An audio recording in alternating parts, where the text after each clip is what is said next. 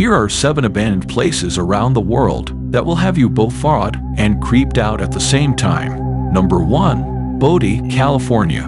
Once home to 10,000 people, Bodie boomed in the 1870s and 1880s when gold was found in the hills surrounding Mono Lake.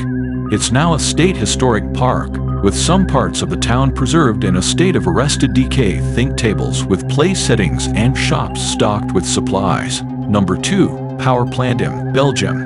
Originally built in 1921, the power plant in Charleroi used to be one of the largest coal-burning power plants in Belgium. Its massive cooling tower, pictured, was able to cool down 480,000 gallons of water per minute in its heyday.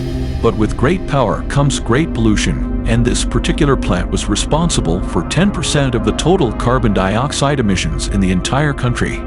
Greenpeace protested, and the site was shut down in 2007. And while they may no longer provide any electricity, the abandoned towers still provide plenty of really beautiful vistas. Number 3. The Maunsell Sea Forts, England. Although they look like props from an H.G.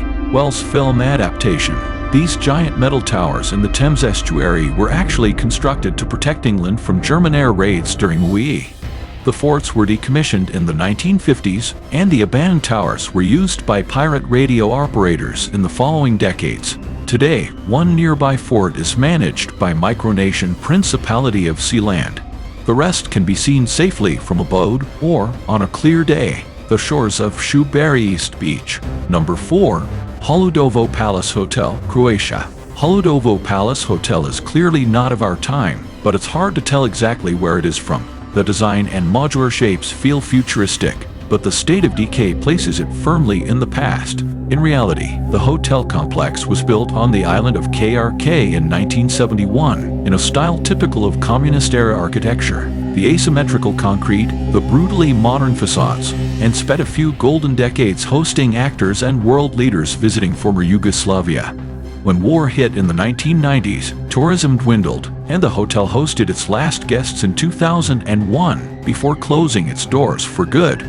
The casinos, saunas, and tennis courts have fallen into disrepair, but visitors can still appreciate the hotel's skeletal buildings. And let's face it, any day spent on a Croatian island is a good one. Number 5.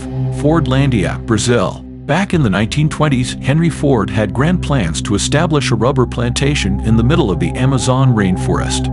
The American industrialist secured a massive plot of land from the Brazilian government and built a rather impressive microcity complete with a power plant, hospital, golf course, thousands of houses, and more that he named Fordlandia. Unfortunately, a combination of malaria, unproductive plants, and rioting workers led to Fordlandia's downfall, and the strange riverside establishment was sold back to Brazil in 1945. Many of the original buildings still stand, including the iconic water tower, and some Amazon tours will take travelers to explore the ruins. Number 6. Houtouwan, China. Houtouwan, a former fishing village located about 87 miles southeast of Shanghai on Shenzhen Island, has been uninhabited for several decades, but this is not your average ghost town. Instead of being covered in dust and rubble, these buildings are almost entirely occupied by creeping ivy and lush vegetation, creating a green landscape that is more spectacular than devastating. While most of the village's original residents moved inland in the early 1990s, a few people do still live on the island, selling water to curious tourists and photographers. Number 7. Great Train Graveyard, Bolivia.